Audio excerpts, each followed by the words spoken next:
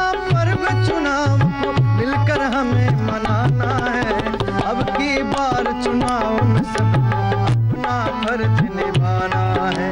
नमस्कार, मैं हूं श्वेता सिंह। उत्तर प्रदेश के शहरों, कस्बों, गांवों में जा जाकर हम लोगों की राय जान रहे हैं। इन चुनावों से पहले श्वेत पत्र पेश कर रहे हैं। अभी हम वाराणसी में हैं और यहीं से हम पूर्वांचल का हाल जानने की कोशिश करेंगे, क्योंकि जब से प्रधानमंत्री नरेंद्र मोदी का संसदीय क्षेत्र बनी है वाराणसी, तब से लोगों को उम्मीद रही है कि पूर्वांचल का चेहरा बदल जाएगा। क्या ऐसा हुआ है?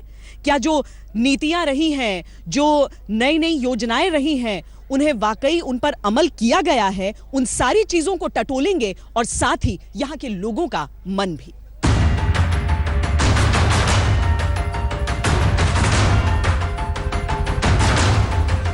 किस मुद्दे पर वोट?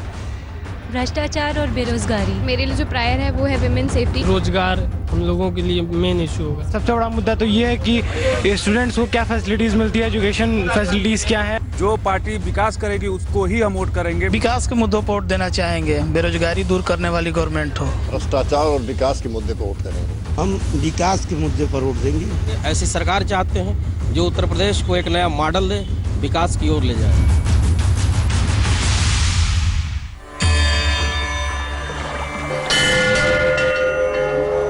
पूर्वांचल की मिट्टी में जिंदगी के 7 रंग हैं, 7 सुर हैं तो 9 रस भी। यहां मूंछों को ताव देते बाहुबलियों की गरजती बंदूकों का शोर है, तो अवधी और भोजपुरी के लोक गीतों का जोर है। आई पिया सबके समझाई पिया ना। यहाँ की बोली मीठी है, लोग मीठे हैं। दौलत का दरिया हो या गरीबी का आंगन, जिंदगी जीने का हुनर पूर्वांचल की मिट्टी सिखाती। ये मिट्टी बहुत उपजाऊ है, पर पूर्वांचल जितना प्रदेश को देता है, उसके मुकाबले उसे क्या मिलता है? बिजली की अनावश्यक कटौती होती रहती है। यहाँ पे नेता कोई काम ही नहीं किया है। विकास तो नहीं हुआ है, धांधली हुआ है। एजुकेशन नहीं है बहुत ज्यादा।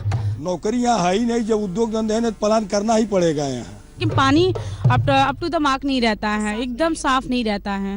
बहुत ही बुरी दशा है और विकास का कोई कार्य पिछले 5 वर्षों में यहाँ तत्कालीन विधायक द्वारा नहीं कराया गया जो धरातल पर दिखता हो। क्षेत्रफल के हिसाब से छोटा लेकिन घनी आबादी का ये इलाका सत्ता की कुंजी अपने पास रखे हुए है। कहा जाता है कि जो पार्टी पूर्वांचल में जीत हासिल कर लेती है, लखनऊ की कुर्सी पर उसी का कब्जा होता है। 2012 के विधानसभा चुनाव में पूर्वांचल में 106 सीटें जीतकर समाजवादी पार्टी ने इलाके में अपना दबदबा दिखाया था। इस बार बीएसपी और बीजेपी मोर्चे पर कसकर डटे हैं। हर दिन नया झूठ बोलने में माहिर लोगों की कमी नहीं है। देश की इकोनॉमी की, आर्थिक स्थिति की चिंता कम है।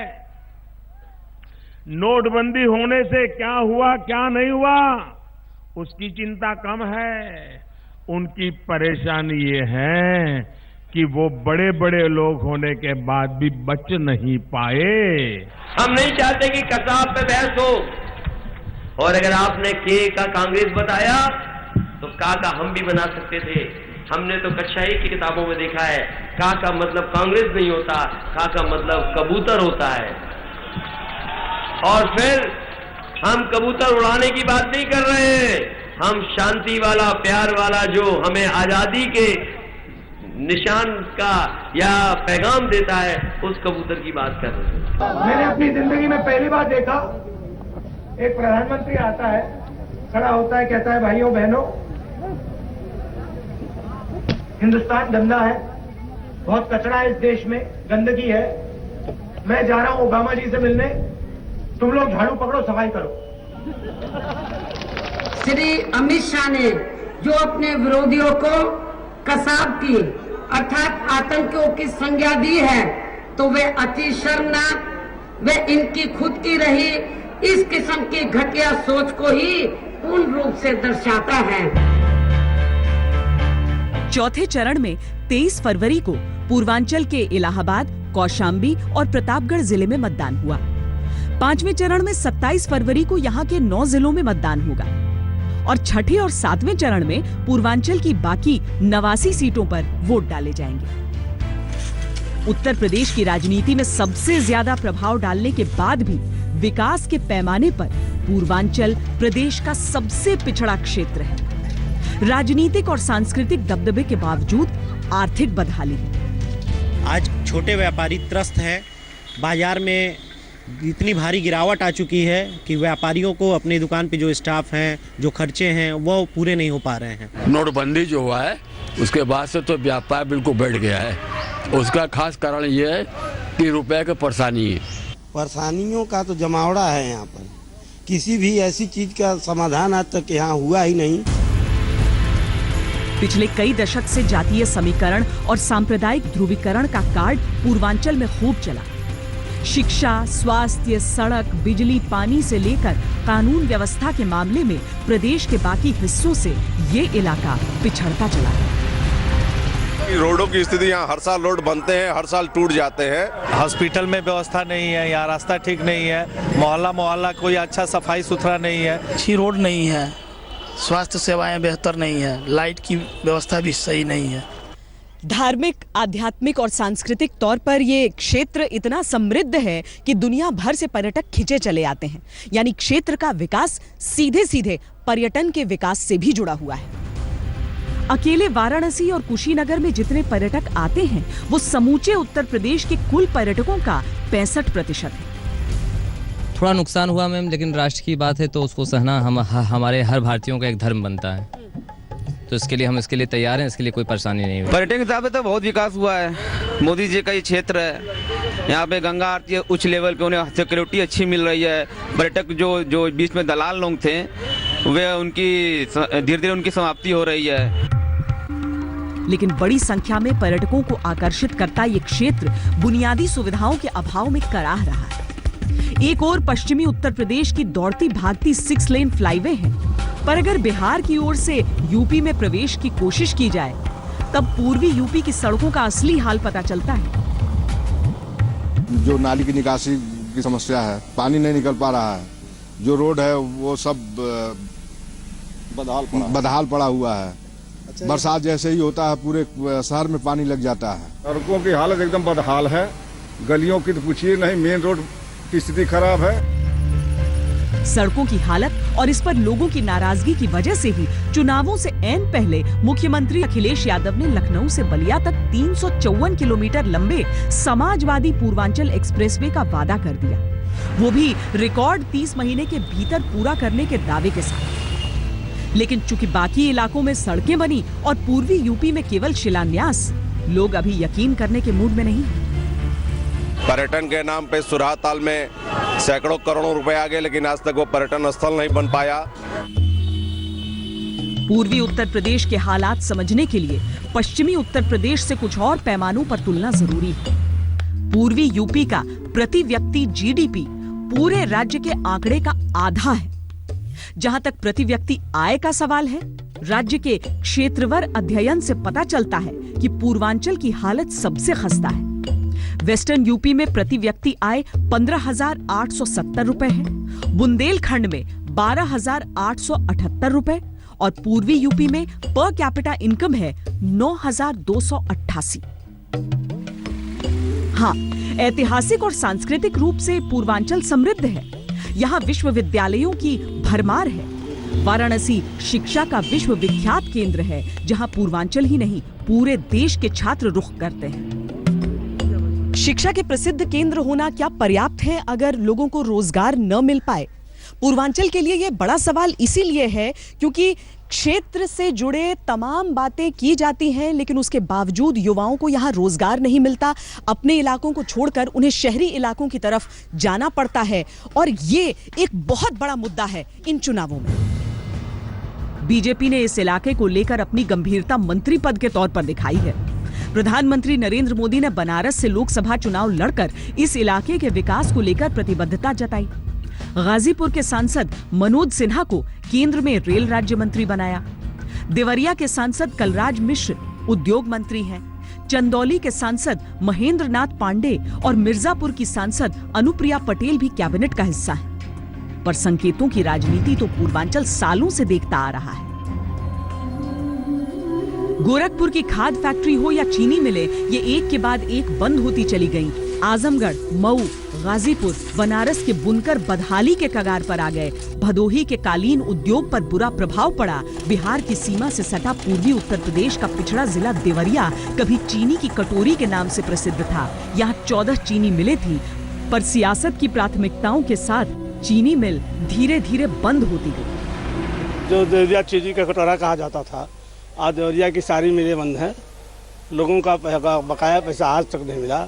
चीनी मिल थी वो बंद हो चुकी है और कोई उद्योग धंधा नहीं है, जिसकी वजह से यहाँ के लोगों को, जो नौजवान हैं, उनको बाहर जाना पड़ता है। चीनी मिलों के बंद हो जाने के नाते किसान की इकॉनमी टूट गई।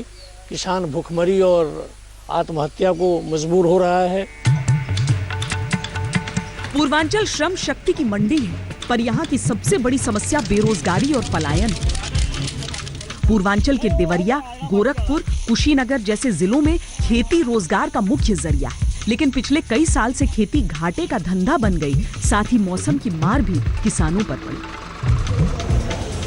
पलायन से जुड़े पुष्ट आंकड़े उपलब्ध नहीं है, लेकिन यहाँ की चीनी और कॉटन मिलों के बंद होने, परंपरागत और छोटे उद्योगों के दम तोड़ने से रोजगार के लिए लोगों का दिल्ली और मुंबई जैसे महानगरों में पलायन हर साल बढ़ रहा है।